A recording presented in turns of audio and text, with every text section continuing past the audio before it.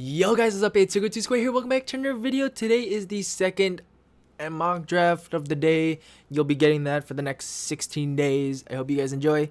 Please like, comment, subscribe, do all of that. And obviously, if you did not read the title of this video or see the thumbnail, it is the Jets, the second overall pick here. So let's get right into the draft. So with the second overall pick, I think the Jets are pretty obvious who they're taking. It's Zach Wilson, quarterback from BYU. There he is.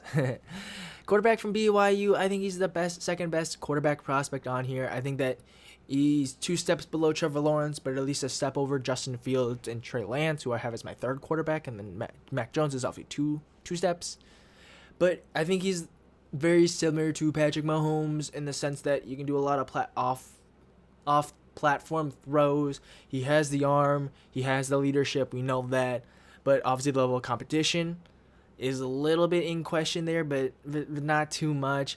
I think that he's got some great qualities to him, especially as it pertains to mobility and reads and progressions and stuff like that. He's just a great overall quarterback prospect. And obviously in these mock drafts, I don't do trades because trades are so hard to predict, like I said in the first episode. But I predict that sometime in the next 2 weeks, we're going to hear a Sam Darold trade, maybe like more rumors. So we take Zach Wilson. Obviously, they need to bridge over into the new era of Jets football. I was about to say something else, but Salah's got this team running well, especially what they did in free agency. If you didn't see that, or my comments on the free agency, why don't you click that video right there? Right up there, I think. I'm clicking in the right spot.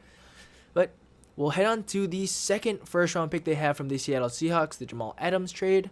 And so they will be selecting Caleb Farley, cornerback from Virginia Tech.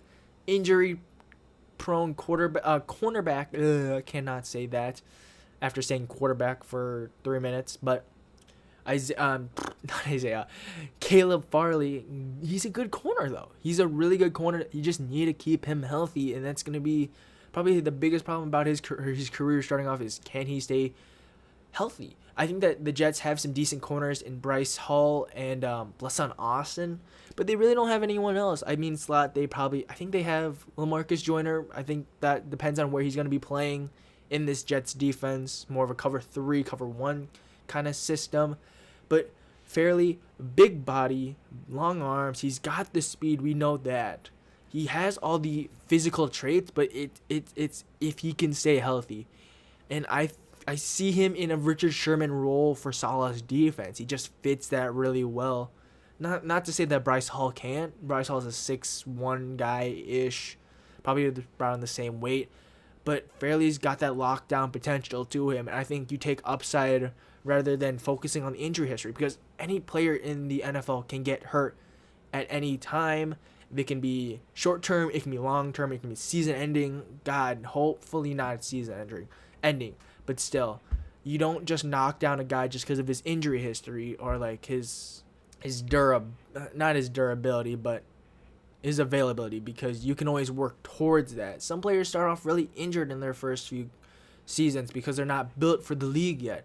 But once they hit like they're 25 and they're like 20 pounds of more muscle, they start becoming better players. And I think you got to take a chance on it. I took a chance on that. So here with the next pick at the top of the second round at pick 34, the Jets select Kadarius Toney, wide receiver here from Florida. He is an overall weapon here, but he can also actually play wide receiver. Florida put him in the gadget type role because he's good at doing that, but he's also good at playing wide receiver. He had three draft picks in front of him 2 years ago. They're all gone now. He was the guy, and he did a lot of the work underneath, just all over the field. Trask really believed in him, and especially with Trevon Grimes. We'll get to him later.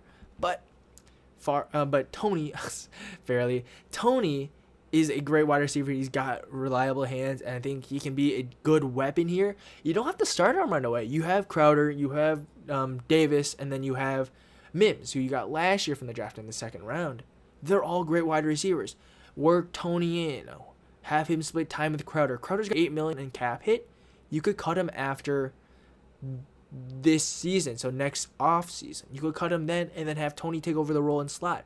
He can still do wide receiver things. He can still do weapon things as Michael LaFleur likes to do in that LaFleur system. They like the horizontal. They like stretching the field with screens and stuff like that. And you get a guy like that who is, what, I think 5 years younger than Crowder, I think, maybe 6, somewhere around that. And he's got fresh legs to him. Just taking a chance on not even taking a chance, taking a guy who fell, who should be going in the first round of the NFL draft. So here with the third round pick, at pick 66, the Jets select Quinton Miners, center guard from UW-Whitewater. Go Wisconsin. Miners, big body. He is, in my eyes, the next Ali Marpet kind of guy. Small school prospect, but he dominates. He dominates with power. He dominates with his hands. He dominates with technique. He balled out of the Senior Bowl playing center and guard. He never played center before. He was mostly a guard at Whitewater.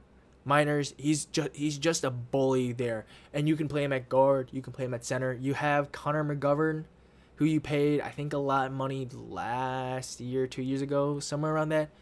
Play him center guard or even tackle too. You're trying to retool this offensive line to protect Zach Wilson. You have your cornerstone in Mekhi Becton. You have, what's his name? Dan Feeney. He can be versatile in left, right, or center. Then you have, what's his name? The guy from, not Baltimore. Alex Lewis. You have him. You have a lot of decent starters there that you can fill and plug and play anywhere. Then right tackle, we'll get to a little later. Because I dress it. I'll say no. So with the in the other third round pick from the Jamal Adams trade at 87, the Jets select another weapon here for Michael LaFleur's offense in Demetric Felton, a running back wide receiver combo guy who can really just do everything. You can catch balls, you can run the ball pretty well. He's got a lot of elusiveness, and if you don't even want to play him right away or like be a lead back, you can do punt returns, kick returns. He's got versatility to him. Third round's about versatility, obviously, in my eyes at least, and that's what he brings. Again, like I said in the Jaguars video, this NFL running back position is becoming a committee. They're all a three-headed monster of guys who have all different skill sets, but it can all work together and share time with each other, but yet also have really good games at the same time. So we head here to the fourth round at pick 108. The Jets select Shaka Toney here from Penn State, the edge rusher. Jets just really need edge rushers. It doesn't matter what kind of scheme. Casala can fit them in anywhere. You have Lawson, who was a big free agency get there at edge rusher. He's a pure edge rusher, same thing as Shaka Toney. But you've got a great defensive line, and especially if you can develop Lawson, who's only 25, 24-ish, and then you have Toney. I don't remember his age off the top of my head. But if you develop these guys a little bit in the run game and have them be able to set an edge really well and be that force player, you're gonna be set, because that Quinton Williams. You have what's his name? I can't remember the rest of the defense. I know I picture him in my head. It's not Henry Anderson. It's another guy. But especially just Quinton Williams, who can just plug an entire gap on a run scheme for almost all game. He can also be a threat in the pass rush situation. But this isn't about Minor. This isn't about Williams. This is about Shaka Toney. He's got some good traits to him, especially here in the fourth round, being an edge rusher. So here in the fifth round, the Jets will be selecting KJ Britt, linebacker from Auburn. This guy's he's, in my eyes, Mr. Average, at least for this draft. I think that he's a lot average, not a really defining trait to him. He can be good in the run game. He can be good in the pass game, but he's not going to be stellar in any one of those. And he can also be a good special teamer start off. You have C.J. Mosley. You have Blake Cashman. You have Jared Davis. There's not really a fourth guy, fifth guy, somewhere around that, and you're not really sold on any of those linebackers either. Mosley just missed the entire season for COVID, and he opted out, of course. Then you have Cashman, Williams, guys like that. There was no really good linebackers there, and it's just really taking a flyer on a guy who has shown traits, can do stuff, and still develop. I mean, I picked him because of the very similar thing that Saleh did with Drew Greenlaw. Drew Greenlaw is becoming a very good linebacker, very same stature, very similar height, weight, speed, all of that.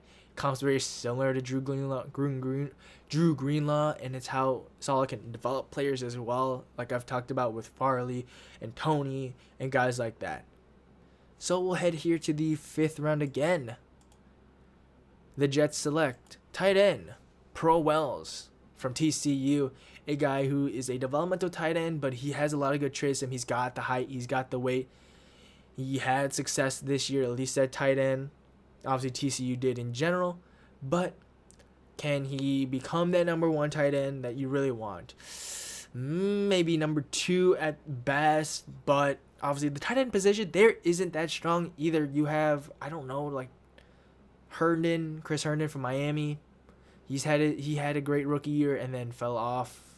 Not even fell off. He just couldn't stay healthy, couldn't stay off the drugs, stuff like that. And I think just taking a guy on a flyer who can be a tight end 2, maybe a tight end 1, if he really just explodes.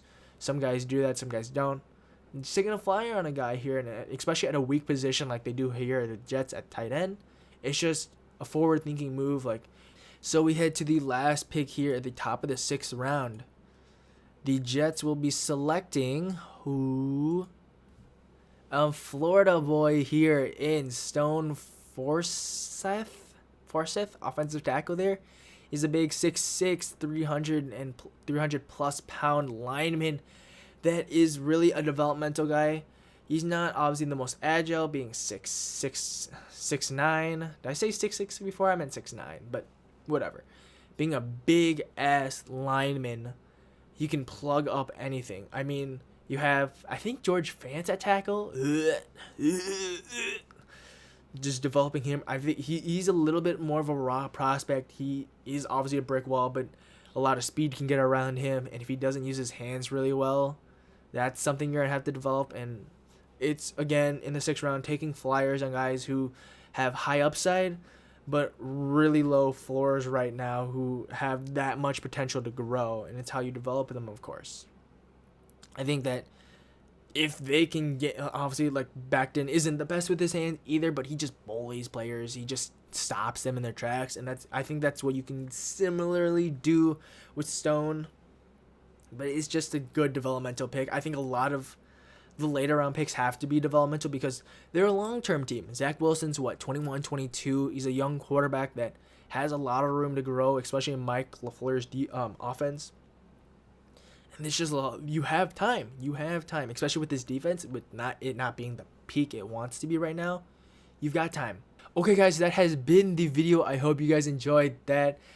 If you like this video, hit that like button. If you want to comment your favorite pick from this mock draft, please do. And smash that subscribe button if you want to know when I upload next, and hit that bell to be personally notified when I do upload. But obviously, you know my schedule like that. If you didn't watch that video, right up here. And I will see you guys in the next video. Tomorrow will be the 49ers. Sorry, I have my schedule behind my camera. I will see you tomorrow. Peace out. Bye.